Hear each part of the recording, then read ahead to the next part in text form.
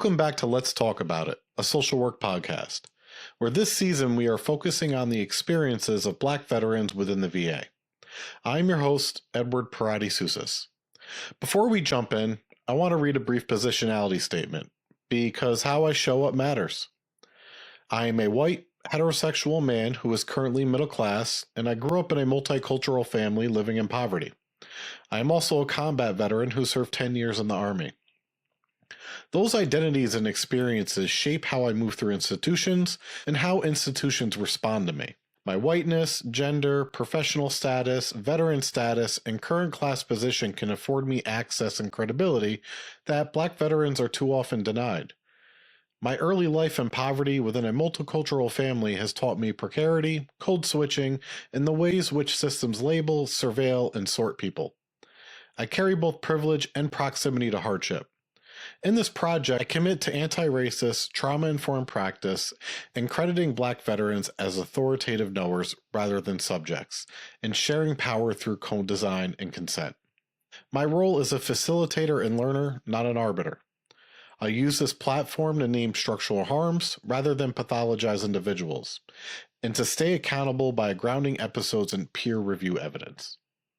Now, in episode 1, we set the stage by defining the problem clearly, the persistent inequities that Black veterans face in the VA system. We named the gaps, where services fall short, where disparities show up, and where mistrust grows. We introduced critical race theory as a lens to understand these inequities, reminding ourselves that racism is not just individual bias, but a structural force embedded in policy and practice. And we position this very podcast as part of the work for bridging those gaps, centering Black veterans' voices, exposing systemic barriers, and opening space for truth, telling that leads toward change. In episode 2, we zoomed out to the history of racism in America and traced how structural racism shows up in the lives of Black veterans. We made it clear that we cannot separate today's mistrust from yesterday's harms. From slavery to Jim Crow, from redlining to segregation in the military, and into the VA itself, racism has been baked into every system veterans must navigate. And we saw how those histories don't just sit in the past. They show up in the hospital waiting room, in the exam chair, and in every claims decision made today. Then in episode 3, we took a deep dive into pain, respect, and the struggle to be believed. We heard how bias in pain management leads Black veterans undertreated, how compensation and pension exams too often feel like interrogations instead of evaluations, and how chronic illness magnifies the distrust when Black veterans feel unheard over and over again. That episode ended with a call for solutions at every level, veterans advocating for themselves, clinicians listening and validating, and leaders using data to close equity gaps. Now, episode 4 takes us one step further inside the system, into the claims process itself. We're calling this one Same Diagnosis, Different Decision, Inside VA Claims. And the title says it all. Imagine 2 veterans walk into the VA, same military service, same diagnosis, same paperwork. But when the decision comes back, one veteran is awarded disability benefits and the other is denied. What explains this difference? Increasingly, research shows that race is part of the answer. Studies from the last decade have consistently found that Black veterans are less likely than their white peers to be granted disability benefits for the same conditions. For example, Read It All in 2020 looked at over 1.5 million Iraq and Afghanistan era veterans. They found that even when Black veterans had a VA PTSD diagnosis, they were significantly less likely than white veterans to be awarded service connection for PTSD. That's not just a data point, that's a denial of care, of income, and of dignity. Weberman et al. In 2024 extended this analysis to claims for PTSD linked to military sexual trauma. They found that Black veterans had higher odds of denial compared to white veterans, even after adjusting for age, gender, and service factors. And Murdoch et al. In 2025 showed that disparities persist. Black women were awarded PTSD service connection at rates 15% points lower than non-Black women. And it's not just peer-reviewed studies. The Government Accountability Office released a major report in 2023 analyzing VA claims from 2010 to 2020. The findings were stark. Black veterans had the lowest approval rates of any group.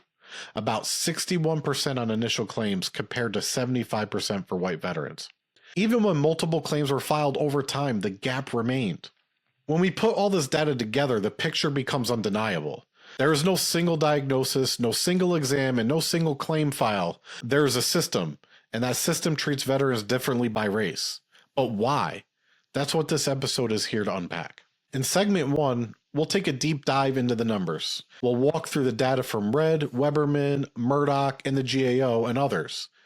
We'll compare outcomes for PTSD, MST, and other service-connected conditions. And we'll ask, what are the patterns, and what do they mean for Black veterans today? In segment 2, we'll go behind the numbers and look at the barriers. Why do these disparities exist? We'll talk about examiner bias, structural racism in the system, difference in representation during claims, and the echoes of mistrust we've traced through our earlier episodes. We'll tie this back to pain care, communication, and chronic illness, showing how the same forces keep showing up across the VA. And in segment 3, we'll turn to solutions. What can be done to reduce these disparities? What are researchers, advocates, and veterans themselves recommending? And what levers can VA leaders pull to close the gap? We'll look at data-driven monitoring, examiner training, appeals reform, and the power of representation, both in claims processes and in VA leadership. So today's conversation is about more than statistics. It's about justice. It's about whether two veterans who serve the same country can expect the same outcome when they walk through the VA's doors. Stay with me, because as we step into the data, into the barriers, and into the solutions, we're going to keep coming back to one core question. What does equity look like for Black veterans in the VA claims process? And how do we finally get there?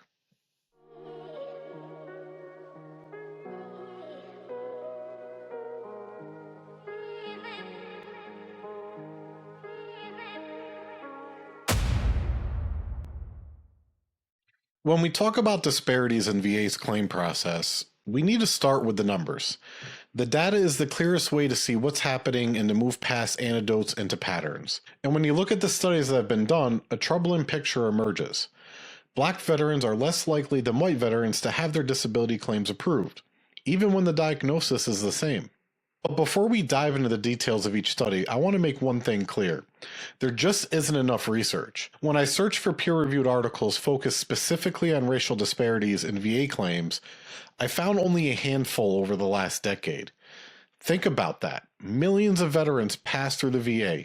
Billions of dollars are spent on benefits every year, but only a small number of researchers have taken a hard look at how race affects outcomes and claims. That leaves a massive blind spot. And it means that veterans, especially Black veterans, live with inequities that the academic literature doesn't even fully capture. This lack of research is important in itself.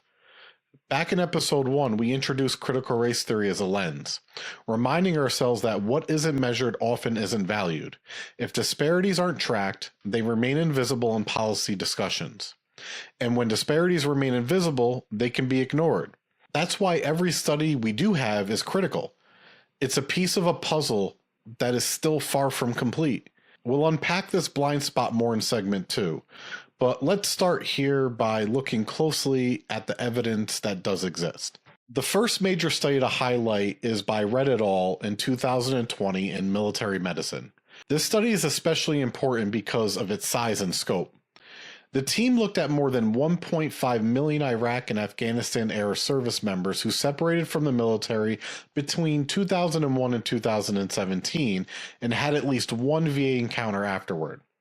That's not a small sample. It's essentially the generation of post-9/11 veterans. The strength of the study is how they connected data. They didn't just look at one VA data set. They linked Department of Defense records with VA health and benefits data to create a more complete picture of each veteran's service, medical diagnosis, and claims history. They also used statistical models that accounted for differences in age, gender, branch of service, and even deployment characteristics. In other words, they went out of their way to make sure that racial disparities they found couldn't just be explained away by other factors. And the results were clear. Black veterans were less likely to be awarded service-connected for PTSD than white veterans, even when both groups had a clinical PTSD diagnosis recorded in the VA. The odds ratio was about 0.82. In plain language, that means black veterans had nearly a 20% lower chance of approval compared to white veterans. Let's pause and unpack that. An odds ratio might sound abstract, but what it means in lived terms is that for every 100 white veterans with PTSD who are approved, only about 82 black veterans with the same diagnosis will be approved. That's almost 1 in 5 being left behind, not because of differences in diagnosis or service, but because of the way the system decides who is believed and who is not. This matters because PTSD isn't just another condition. It's one of the most common and most disabling outcomes of war. Service connection for PTSD doesn't just provide monthly financial support. It opens the door to long-term therapy, medication management, access to housing programs, and vocational rehabilitation.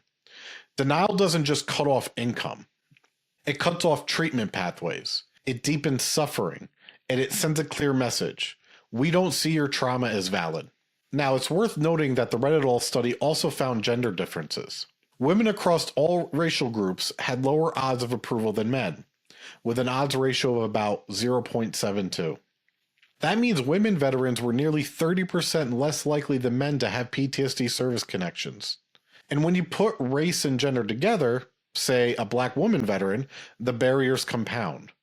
This builds on what we'll see later in Murdoch's 2025 work, where black women veterans had the steepest disparities.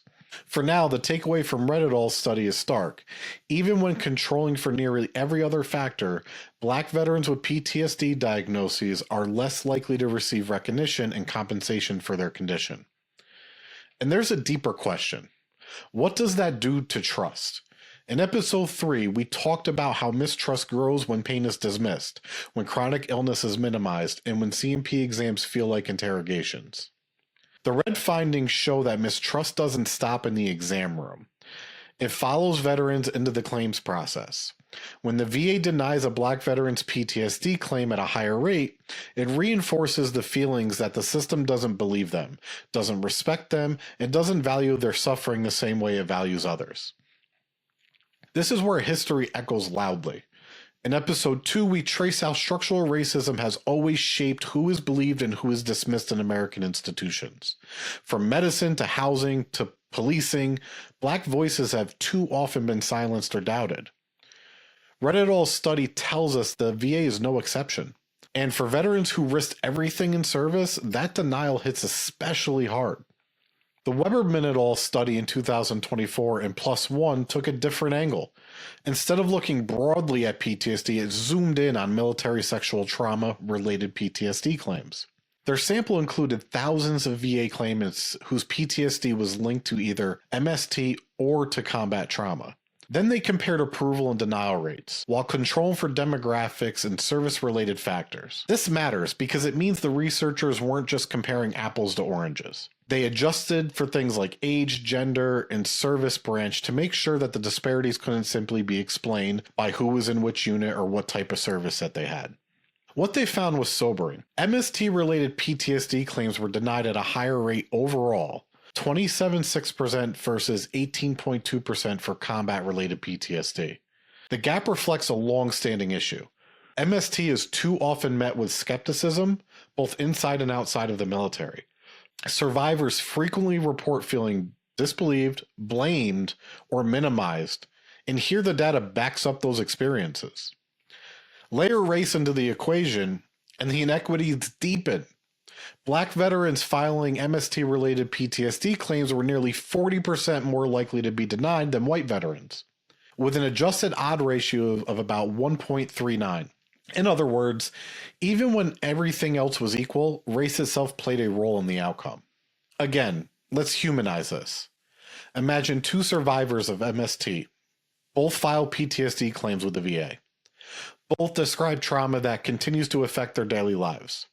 Both deserve recognition and support. But if one is white and the other is black, the black survivor is statistically more likely to be denied. And when that denial comes, it isn't just rejection of paperwork. It's a rejection of their truth, their service, and their dignity. This is where intersectionality comes alive. For black women in particular, MST claims bring together the weight of racism, sexism, and the stigma of sexual violence. And the Weberman et al. Study makes clear that those layers of bias don't cancel each other out. They multiply, compounding into some of the steepest barriers in the VA's claims process. This connects directly to what we talked about in episode 2, where history shapes perception. Black women's pain and suffering have long been minimized in American medicine. That legacy shows up here, and MST claims denied at disproportionate rates.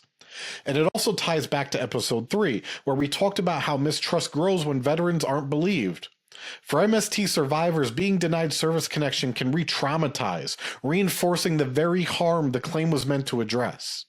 Moving on to the next study, in 2025, Murdoch et al. Expanded on this theme in military medicine, looking directly at PTSD service connection rates across sex and race. Their findings put numbers to what many veterans already know. Black women face the steepest disparities. Among men, approval rates were lower for Black veterans, 51.1% compared to 57.5% for non-Black men. That's a gap, but a smaller one.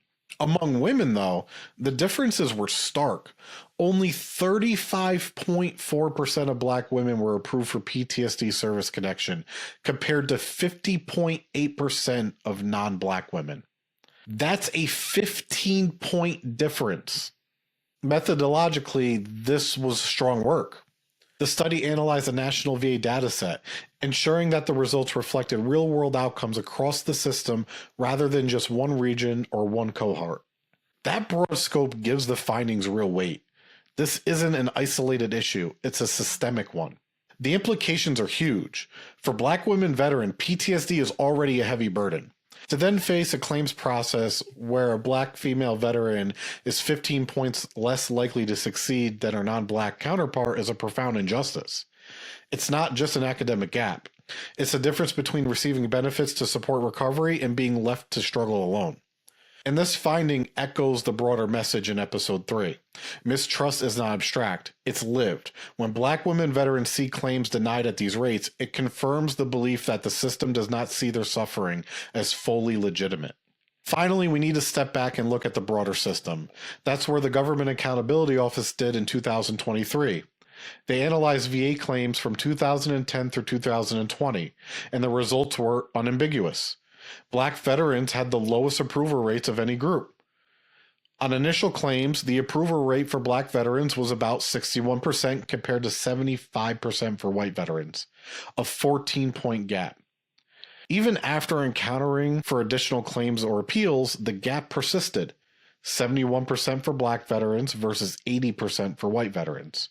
And when the GAO looked by condition, PTSD stood out again. Approval rates for white male veterans were about 56%, while for Black male veterans, it was only about 43%. That's a 13-point difference for the same diagnosis. The GAO also criticized the VA for weak monitoring of equity. Without robust systems to track disparities, inequities remain invisible. And if the VA doesn't see the problem clearly, it can't fix it. This connects directly to episode 1, where we named the gaps in knowledge as part of the problem. The GAO essentially confirmed that the VA hasn't been measuring equity in the way that allows real accountability. The 2023 Black Veterans Chart Book also sheds light here. It found that Black veterans are actually more likely to file claims than white veterans, but their claims are less likely to be approved at the same rates. In other words, Black veterans are doing more work to seek recognition, but are rewarded less often. And if we look back at Gotland's 2008 study on federal disability benefits, we see that these patterns go beyond the VA. Across multiple programs, Black claimants face higher denial rates and lower benefits than white claimants. That tells us this is part of a broader structural inequity, not just VA-specific issues. So what's the takeaway? When we line it all up, here's what we see. Read It All in 2020 show that Black veterans with PTSD diagnosis are significantly less likely to be awarded benefits than white veterans. Weberman et al. 2024 show that Black veterans filing MST-related PTSD claims face nearly 40% higher odds of denial. Murdoch et al. In 2025 show that Black women veterans face the steepest disparities, with PTSD approval rates 15 points lower than non-Black women veterans.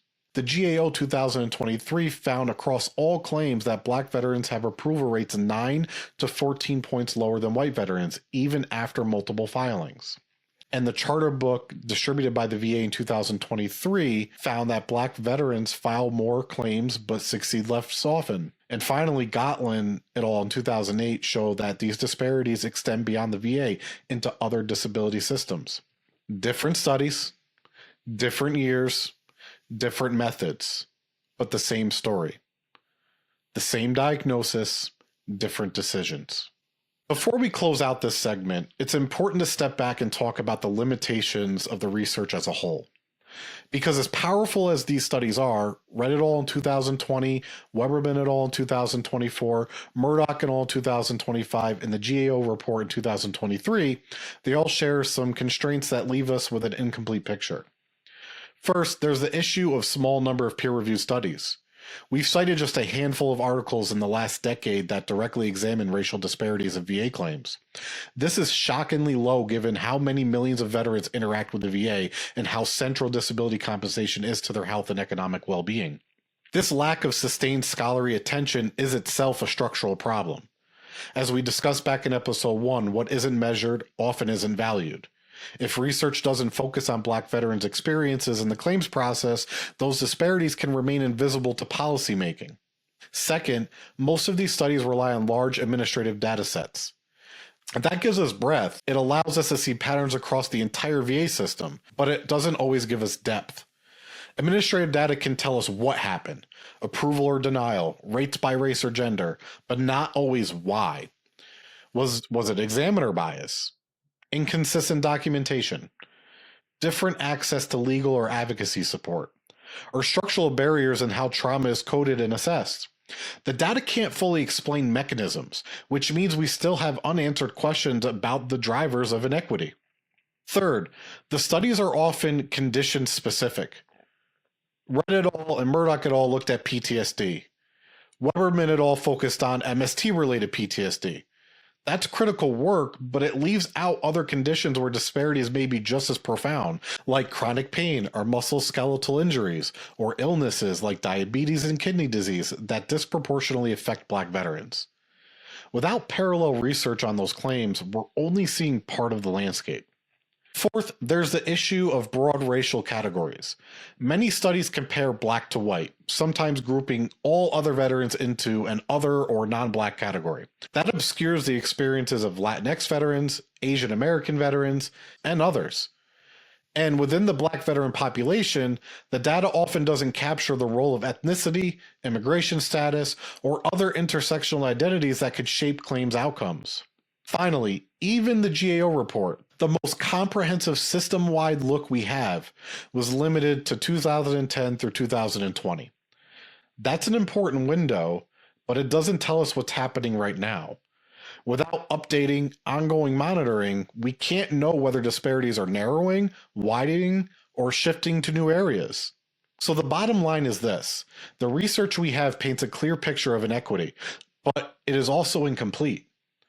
The disparities are real, but we may be underestimating just how deep or widespread they are. And the gap in knowledge isn't neutral. It has consequences. It allows inequity to persist unmeasured, unchallenged, and unresolved. That's why in segment 2, we're going to turn directly to the barriers behind these disparities, because the limits of research mirror the limits of the system itself. And until both are addressed, Black veterans will continue to face a claims process that too often delivers different decisions for the same diagnosis.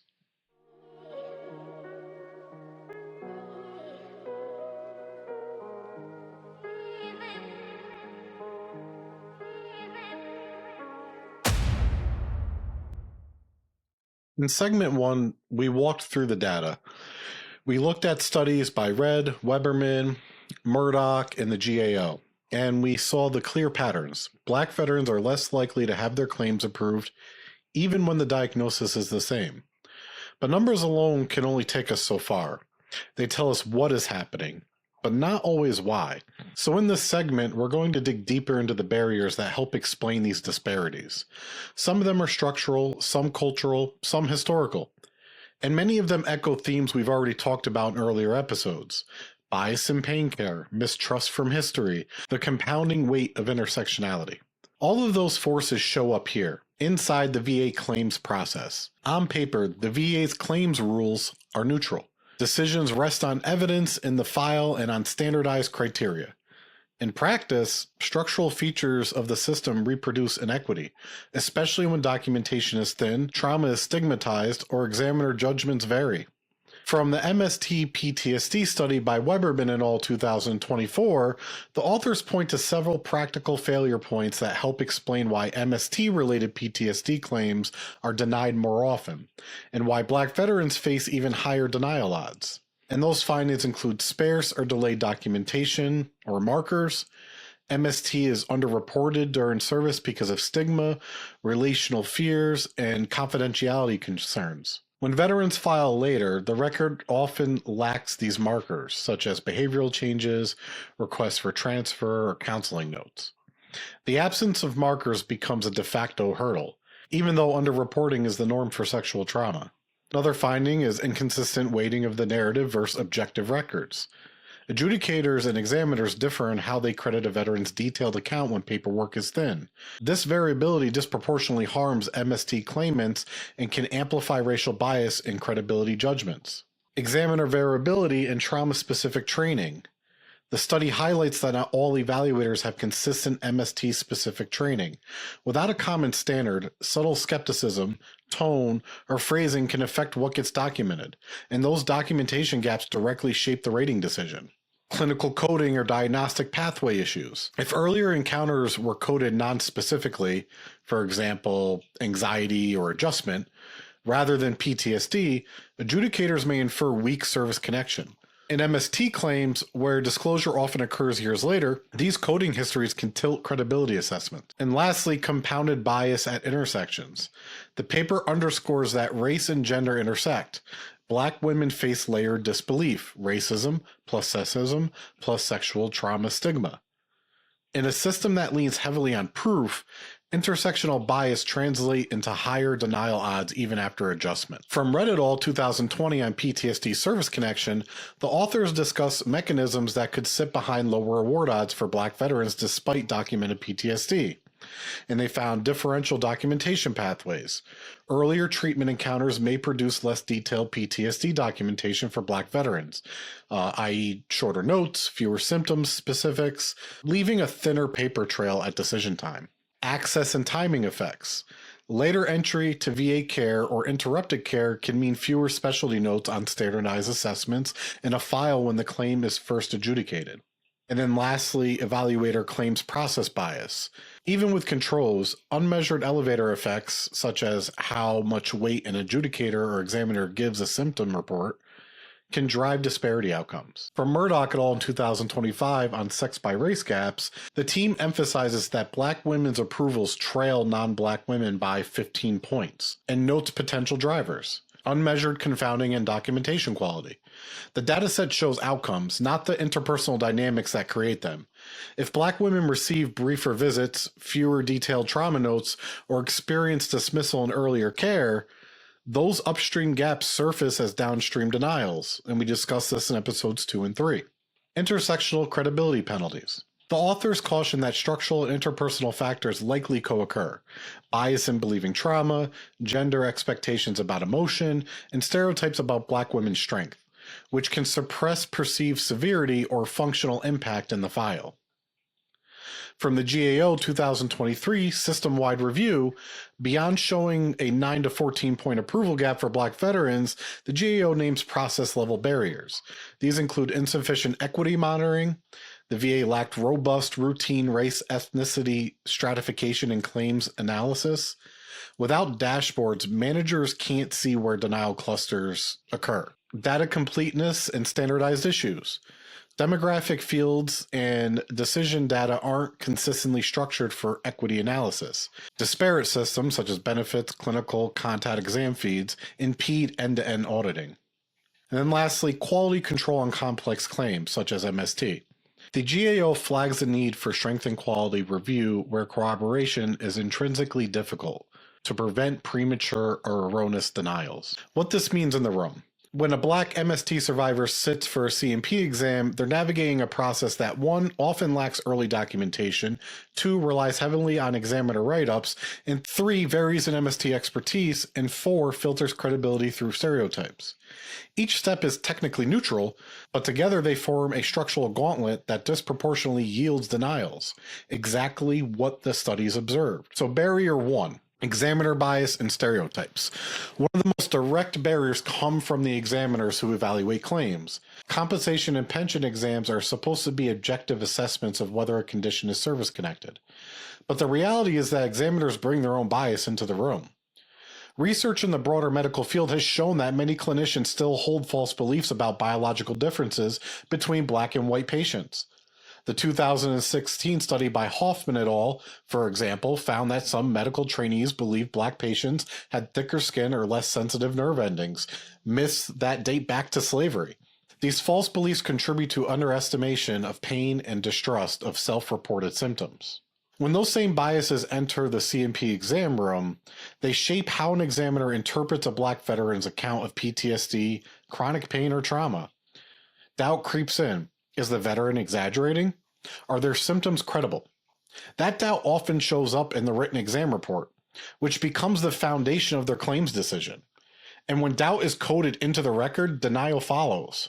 This lines up with Rosen et al. In 2014 study on C&P exams for PTSD. Black veterans were less satisfied with their exam experiences than white veterans. They described feeling rushed, dismissed, and doubted. That dissatisfaction isn't just about bedside manner. It's about whether veterans felt their voices carried weight. If the examiner doesn't believe you, the system won't either. Barrier 2. Structural racism in the claims process. Beyond individual bias, there are structural barriers embedded in how the VA handles claims. One is the reliance on documentation and service records. Many claims hinge on whether a veteran has objective evidence in their life, things like medical records from deployment, line of duty reports, or contemporaneous notes.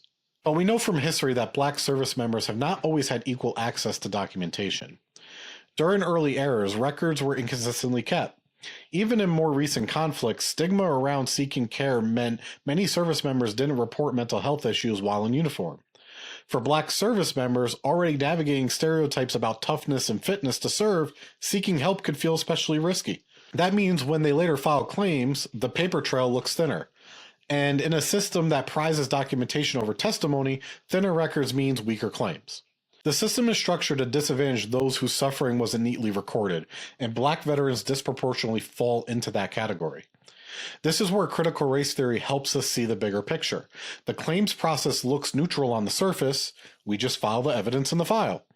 But when the rules of evidence themselves reflect unequal access to care and unequal treatment and service, neutrality becomes inequity. Another barrier is lack of representation and advocacy within the claims process. Navigating VA bureaucracy is complex. Veterans who have skilled advocates, whether it's the veteran service officers, legal clinics, or peer mentors, they're more likely to succeed in their claims. But Black veterans have historically had less access to strong advocacy networks. Without that representation, they are left to navigate confusing paperwork and appeals processes on their own. This disadvantage compounds over time. Research by the GAO in 2003 found that even when Black veterans filed additional claims or appeals, their approval rates still lagged behind white veterans. That suggests the barrier isn't just the initial claim, it persists across the entire process. And without equal access to advocacy, Black veterans are left climbing a steeper hill. Barrier 4, the appeals burden. Related to this is the sheer burden of appeals. For veterans who are denied, the appeals process can stretch for years. During that time, benefits are delayed, medical care may be disrupted, and financial stress builds. For Black veterans already denied at higher rates on initial claims, the likelihood of entering this long, exhausting process is greater.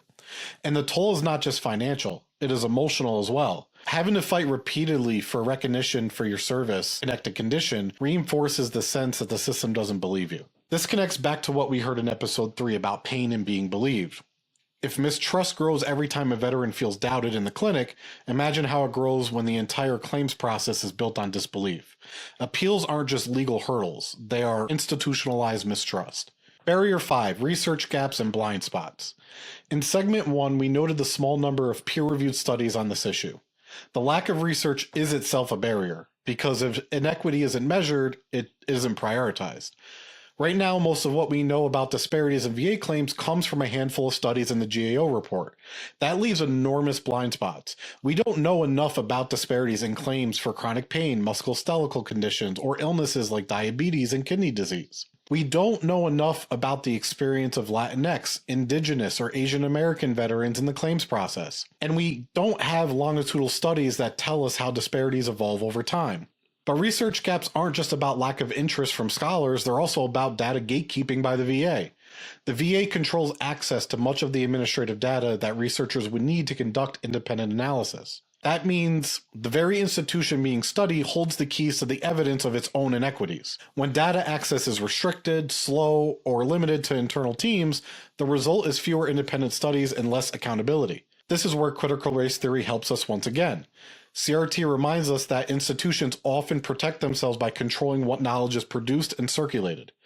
By limiting access to claims data, the VA effectively shapes the narrative about disparities. If fewer researchers can see the numbers, fewer disparities are documented. And if disparities aren't documented, leaderships can claim that there isn't enough evidence to act. Without that knowledge, the VA is left with an incomplete picture. Barrier 6, the weight of history and mistrust.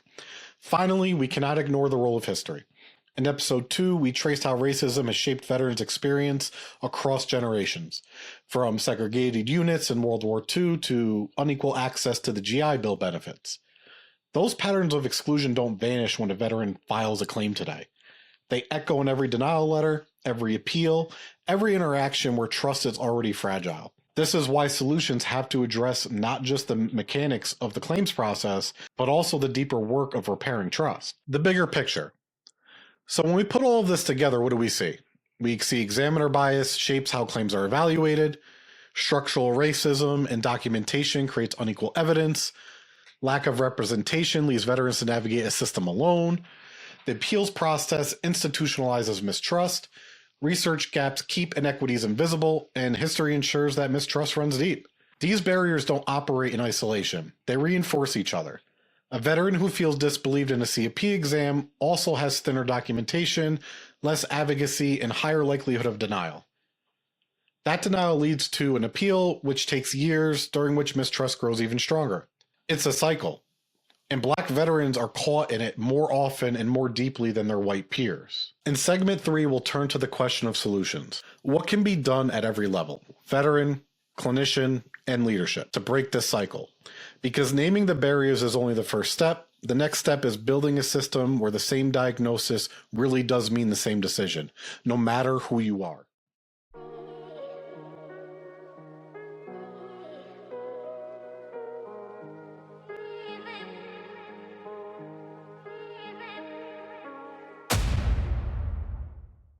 We've walked through the data, we've unpacked the barriers, and now, in this final segment, we need to ask the most important question. What can be done? Because it's not enough to name the disparities or point to the mistrust. Black veterans deserve change. And change doesn't come from data alone, it comes from action. So, in this segment, I want to think about solutions at 3 levels.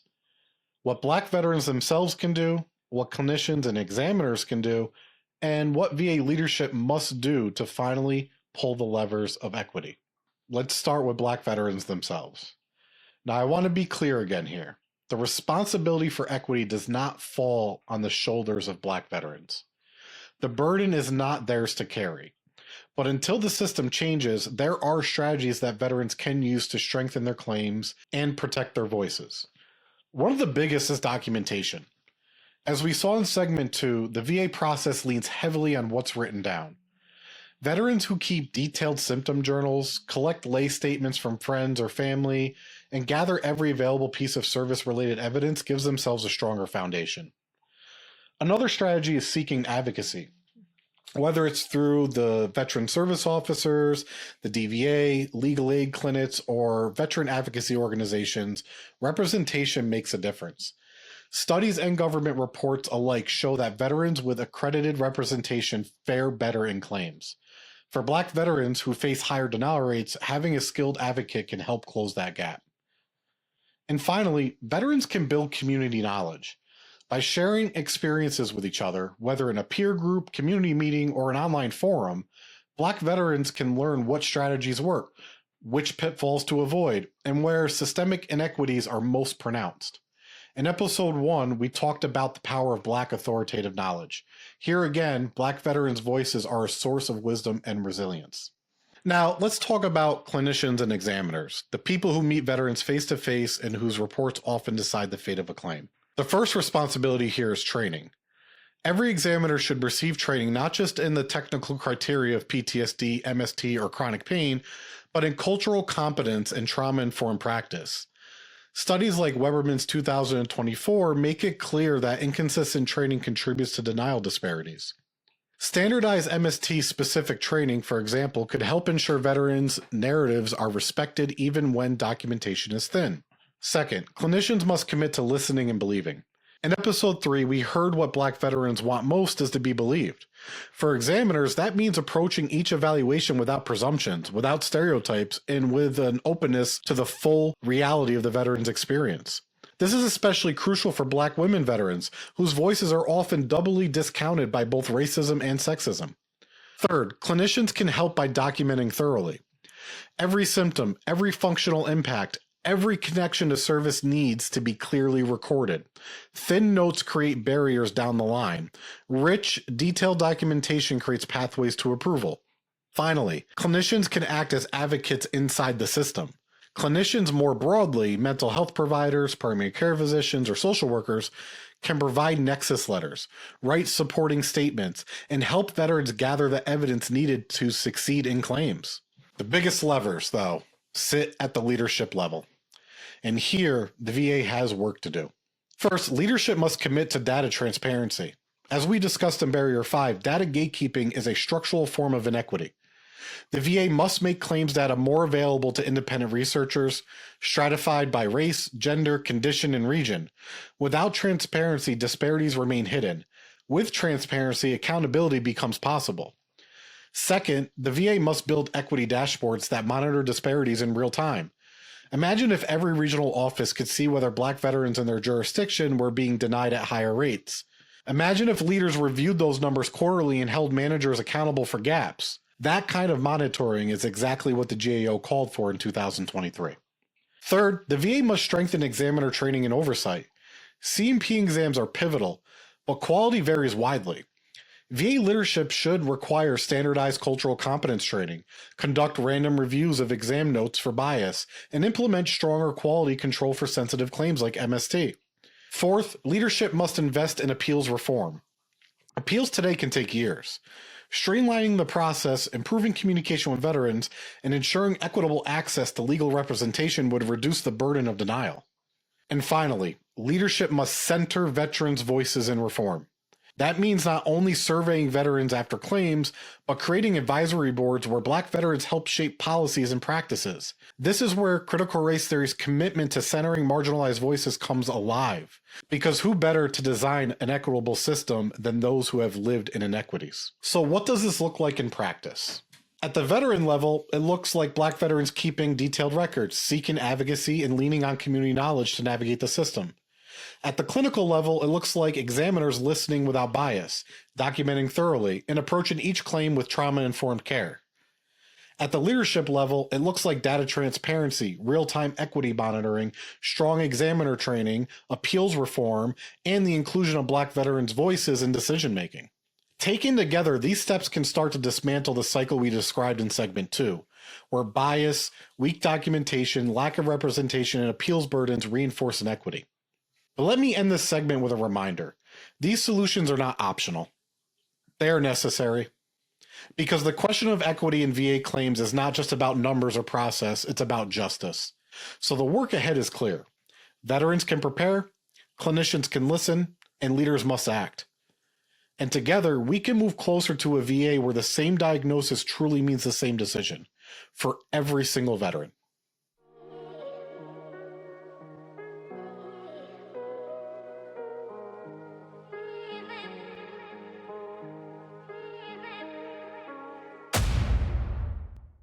Thank you for tuning in to this episode as we continue to center the voices of Black veterans and advocate for the just and equitable care they deserve. It's essential to honor their sacrifices, and together we can amplify their stories. Today, we took a deep dive into the claims process, exploring the literature, identifying barriers, and proposing actionable solutions at every level. In next week's episode, we'll shift our focus to treatment, engagement, and retention strategies that truly fit the needs of our Black veterans. Don't forget to like, subscribe, and share this episode with a battle buddy, clinician, or leader who would benefit from these insights or simply enjoys learning about this crucial topic. I'd like to give a heartfelt thank you to our panel of Black veterans for their unwavering commitment to ensuring that these voices are heard and represented. I look forward to seeing you in the next episode.